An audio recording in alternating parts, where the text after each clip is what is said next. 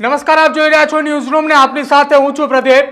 ગુજરાતના રાજકારણના અત્યાર સુધીના સૌથી મોટા સમાચાર। ગુજરાતની અંદર છેલ્લા કેટલાક સમયથી ચર્ચા હતી કે વિસાવદરની પેટા ચૂંટણીને આમ આદમી પાર્ટીએ ઉમેદવાર જાહેર કર્યા, પરંતુ તેની સામે કોણ? તો કે હવે પેટા ચૂંટણી પહેલા જ ગુજરાતનું રાજકારણ એ મોટા પાયે ગરમાયું છે, કેમ કે શંકરસિંહ બાપુએ વિસાવદરમાં તેમના ઉમેદવારનું નામ જાહેર કર્યું છે। વિસાવદરમાં હવે ત્રિપાખ્યો નહીં, પરંતુ વિસાવદરમાં 4 રાજકીય પાર્ટી મેદાને છે। બાપુએ વિસાવદરથી લાલજી કોટડિયાને ટિકિટ આપી છે, જો કે આમ આદમી પાર્ટીએ ગોપાલ ઇટાલિયાને વિસાવદરથી મેદાને ઉતાર્યા છે। કોંગ્રેસ પણ સ્વતંત્ર રીતે ચૂંટણી લડવાની તૈયારી વિસાવદરની અંદર કરી ચૂક્યું છે। જો કે હવે બાપુએ કડી બાદ વિસાવદરની પેટા ચૂંટણીમાં ઝંપલાવતા રાજકારણ ગરમાયું છે। પ્રજાશક્તિ ડેમોક્રેટિક પાર્ટીના ઉમેદવાર લાલજી કોટડિયા એ સત્તાવાર શંકરસિંહ વાઘેલાએ જાહેરાત કરી દેતા હાલ તો વિસાવદરની અંદર ખળભળાટ મચ્યો છે કે લાલજી કોટડિયાના મેદાને આવવાથી સૌથી વધુ નુકસાન કોને થશે તેને લઈને અત્યારે રાજકીય ગણિતો અને રાજકીય સમીકરણના આધારે અત્યારે ચર્ચાઓ ચાલી રહી છે, અને ખાસ એ ચર્ચા એટલા માટે થઈ રહી છે કેમ કે આમ આદમી પાર્ટીએ ગોપાલ ઇટાલિયાને મેદાને ઉતાર્યા છે।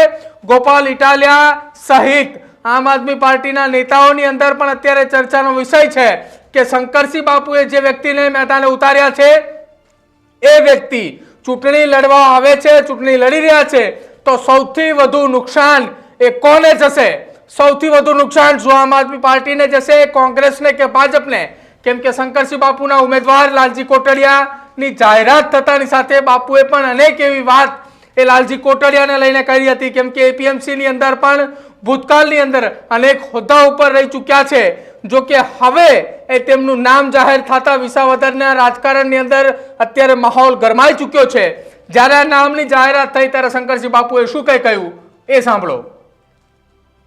લાલજીભાઈને આશીર્વાદ આપ્યા કે તમે ઉમેદવાર થાઓ, મારો પૂરો સપોર્ટ સમર્થન હશે। એટલે આપણા વિસાવદર વિધાનસભા પેટા ચૂંટણીના પ્રજાશક્તિ ડેમોક્રેટિક પાર્ટીના ઉમેદવાર, અધિકૃત ઉમેદવાર તમારા બધાના આશીર્વાદથી જાહેર કર્યા। બિલકુલ, તો વિસાવદર વિધાનસભાની પેટા ચૂંટણીના અધિકૃત ઉમેદવાર એટલે કે શંકરસિંહ બાપુએ હવે પ્રજાશક્તિ ડેમોક્રેટિક પાર્ટીના વિસાવદરના ઉમેદવાર જાહેર કર્યા છે। જો કે હજુ કડી વિધાનસભાની પેટા ચૂંટણીને લઈને કોઈ ઉમેદવાર જાહેર નથી કર્યા, પરંતુ ચર્ચા એટલા માટે વિસાવદરની થઈ રહી છે। આ વિસાવદરમાં આમ આદમી પાર્ટીએ ગોપાલ ઇટાલિયાને મેદાને ઉતાર્યા છે, સામે પક્ષે હવે પ્રજાશક્તિ ડેમોક્રેટિક પાર્ટીના ઉમેદવાર લાલજી કોટડિયા, એટલે કે વિધાનસભાની પેટા ચૂંટણીની તારીખો જાહેર નથી થઈ, એની પહેલા 2 ઉમેદવારોના નામ જાહેર થઈ ચૂક્યા છે। મારી સાથે મારા સહયોગી કિશન કાંડિલિયા જોડાયા છે। કિશન, પેટા ચૂંટણીની તારીખો જાહેર નથી થઈ, પરંતુ રાજકારણ ગરમાયું છે। પહેલા આમ આદમી પાર્ટીના ગોપાલ ઇટાલિયા અને હવે શંકરસિંહ બાપુની પ્રજાશક્તિ ડેમોક્રેટિક પાર્ટીના લાલજી કોટડિયા। બિલકુલ પ્રદીપ, જે રીતે શંકરસિંહ વાઘેલાએ હુંકાર ભર્યો હતો 2027 માટે ને એ પહેલા પ્રજાસત્તાક ડેમોક્રેટિક પાર્ટીની શરૂઆત કરી, એક તરફ આમ આદમી પાર્ટી એ માથાના દુખાવા સમાન બની ગઈ છે કોંગ્રેસ માટે, અને એ તમામની વચ્ચે શંકરસિંહ વાઘેલાએ જ્યારે પોતાનો આ ત્રીજો પક્ષ સ્થાપી અને હવે તેના ઉમેદવાર પણ પોતે જાહેર કરી દીધા છે કે ભાઈ અમારી પાર્ટી વતી ઉમેદવાર એ મેદાને ઉતરશે, નામ પણ જાહેર કરી દીધું છે। એટલે પ્રદીપ, મુખ્ય બાબત એ છે કે જે રાજકીય પક્ષ, મુખ્ય રાજકીય પક્ષ જેને આપણે ગણીએ પ્રકારના ભારતીય જનતા પાર્ટી અને કોંગ્રેસ, આ બંનેમાંથી એક પણ પક્ષ હજુ ચૂંટણી જાહેર નથી થઈ, પોતાના ઉમેદવાર કોણ હશે, શું હશે એની વાત પણ નથી કરતી, કે ઉમેદવાર એ કેવા કોને મૂકવા એની પણ કોઈ ચર્ચા નથી। પરંતુ આ તમામની વચ્ચે જે ત્રીજા અને ચોથા રાજકીય પક્ષ એટલે કે શંકરસિંહ વાઘેલાની તો હજી એન્ટ્રી છે, કારણ કે બાપુ તો દર 6-8 મહિને એકાદો પક્ષ બનાવીને આવતા હોય છે, પણ આ વખતે એમને પોતાના ઉમેદવારની પણ જાહેરાત કરી દીધી છે। ગોપાલ ઇટાલિયા પણ પાટીદાર સમાજમાંથી આવે છે, અને જે શંકરસિંહ વાઘેલા છે એમને પણ પોતાના ઉમેદવારે પાટીદાર સમાજમાંથી મેદાને ઉતાર્યા છે। જો કે તમામની વચ્ચે ભારતીય જનતા પાર્ટી અને કોંગ્રેસ પણ પોતાના ઉમેદવાર પાટીદાર જ ઉતારશે, પણ ઉમેદવાર કોણ હશે એની હજી કોઈ જ વાત એ બંને રાજકીય પક્ષ નથી કરતા। પણ શંકરસિંહ વાઘેલા અને આમ આદમી પાર્ટીએ, ભાજપ અને કોંગ્રેસે બંનેની ચિંતા વધારી દીધી છે। પ્રદીપ, કિશન, ખાસ લાલજી કોટડિયા કે જે પ્રજાશક્તિ ડેમોક્રેટિક પાર્ટીના ઉમેદવાર છે, આ ઉમેદવારનું નામ જાહેર થવાથી અવઢવમાં તો આમ આદમી પાર્ટી પણ છે, કેમ કે ભાજપ અને કોંગ્રેસ જે કંઈ પણ મેદાને ઉતારે, પરંતુ લાલજી કોટડિયા એ ભૂતકાળની અંદર વિસાવદરની અંદર લગભગ એ એપીએમસીની અંદર અનેક જગ્યા ઉપર હોદ્દા ઉપર રહી ચૂક્યા હોવાની વાત એ શંકરસિંહ બાપુ કરી ચૂક્યા છે. તો નુકસાન એ આમ આદમી પાર્ટીના નેતાઓ અત્યારથી જ રાજકીય ગણિત લગાવવા માંડ્યા છે કે લાલજી કોટડિયાના મેદાને આવવાથી કેટલા ગામોની અંદર કયા કયા પાર્ટીના અથવા કયા કયા નેતાને નુકસાન થઈ શકે છે.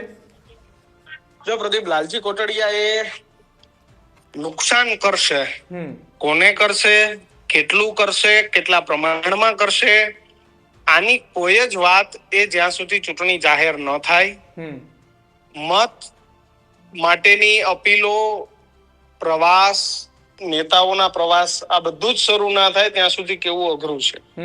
લાલજી કોટડિયા નુકસાન કરશે, અને કોને કરશે ને કેટલું કરશે એ હાલ કેવું અઘરું છે, પણ નુકસાન કરશે ચોક્કસ છે. પછી આપને કરે, ભાજપને કરે, કોંગ્રેસને કરે, કેટલું અને કેટલા પ્રમાણમાં કરશે, અથવા તો છેલ્લી ઘડીએ જે સેટલમેન્ટ થાય છે લાલજી કોટડિયાનું, કારણ કે શંકરસિંહ એ રાજનીતિના બહુ હોશિયાર અને માહિર ખેલાડી છે. એ છેલ્લી ઘડીએ નક્કી કરશે કે આપણે કોને મદદ કરવાની છે, કેટલી કરાવવાની છે, કોને નુકસાન કરાવવાનું છે, કોને ફાયદો કરાવવાનો છે. તો આ જ બધી બાબતો કે પછી છેલ્લી ઘડીએ કોંગ્રેસ સાથે કોમ્પ્રોમાઇઝ કરે છે. એટલે આ બધા પ્રશ્નો છે, પણ બાપુએ મેદાનને પોતાના ઉમેદવારને ઉતારી અને હાલ રાજકીય પક્ષને ચોકન્ના કરી દીધા છે. પ્રદીપ, બિલકુલ આભાર કિશન અમારી સાથે જોડાવા બદલ. તો અત્યારે વિસાવદરનું રાજકારણ ગરમાઈ ચૂક્યું છે. ન માત્ર વિસાવદર પરંતુ ગુજરાતના રાજકારણની અંદર પણ ખળભળાટ છે. વિસાવદર અને કડી વિધાનસભાની પેટા ચૂંટણીની તારીખો તો જાહેર નથી થઈ, પરંતુ એની તમામની વચ્ચે હવે પ્રજાશક્તિક ડેમોક્રેટિક પાર્ટીના ઉમેદવાર એ લાલજી કોટડિયા છે એ સત્તાવાર રીતે શંકરસિંહ બાપુએ જાહેરાત કરી દીધી છે. ભલે ચૂંટણીની તારીખો જાહેર નથી થઈ, પરંતુ રાજકીય પક્ષોએ પોતાના ઉમેદવારોને મેદાને ઉતાર્યા છે. શંકરસિંહ બાપુએ અત્યારે બીજો રાજકીય પક્ષ એ બન્યો છે કે જેમાં તેમના ઉમેદવારની તેમને જાહેરાત કરી છે. આ પહેલા જો વાત કરવામાં આવે તો આમ આદમી પાર્ટીએ ગોપાલ ઇટાલિયાની નામની પણ જાહેરાત કરી દીધી હતી. હવે આ તમામની વચ્ચે બીજા રાજકીય પક્ષના ઉમેદવારના નામની જાહેરાત થતાની સાથે હવે ગુજરાતના રાજકારણની અંદર ગરમાવો આવ્યો છે. અને આ તમામની વચ્ચે હવે જોવાનું રહેશે કે કોંગ્રેસ અને ભારતીય જનતા પાર્ટીએ પોતાના કયા ઉમેદવાર ઉપર મનોમંથન કરે છે અને કયા ઉમેદવાર ઉપર કળશ ઢોળે છે. તમારું શું માનવું છે તે ખાસ કમેન્ટ સેક્શનની અંદર જરૂર જણાવજો. જોતા રહેજો ન્યૂઝરૂમ. નમસ્કાર.